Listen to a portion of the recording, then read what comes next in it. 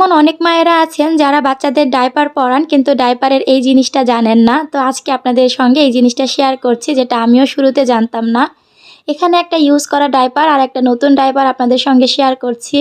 দেখতেই পাচ্ছেন নতুন যে ডায়পারটা এইটার কিন্তু এর একটা ইয়েলো কালার, আর যেটা ইউজ করা এটা কিন্তু নীল কালার। অনেকেই ডায়পারটা বারবার হাত দিয়ে চেক করেন যে এটা শেষ হয়েছে কিনা। তো তাদের জন্যই মূলত এই টিপসটা অনেক কাজে আসবে, কেননা এই যে নীল অংশটা দেখতে পাচ্ছেন, হলুদ অংশটা যখন আস্তে আস্তে নীল হয়ে যাবে তখনই কিন্তু বুঝতে হবে যে ডায়পারের মেয়াদটা শেষ হয়ে গেছে, আপনাকে আপনার বাচ্চার ডায়পারটা চেঞ্জ করতে হবে। তো এইভাবে কিন্তু খুব ইজিলি আপনারা বাইরে থেকেই বুঝতে পারবেন যে ডায়পারটা কখন চেঞ্জ করতে হয়। অনেকেই ডায়পারটাকে এরকম খোলা অবস্থাতেই ফেলে দেন, যার কারণে জায়গা অনেক বেশি লাগে। তাদের জন্য এই টিপসটা শেয়ার করছি। আমরা অনেকেই জানি না যে ডায়পারটা কিভাবে ভাঁজ করতে হয়।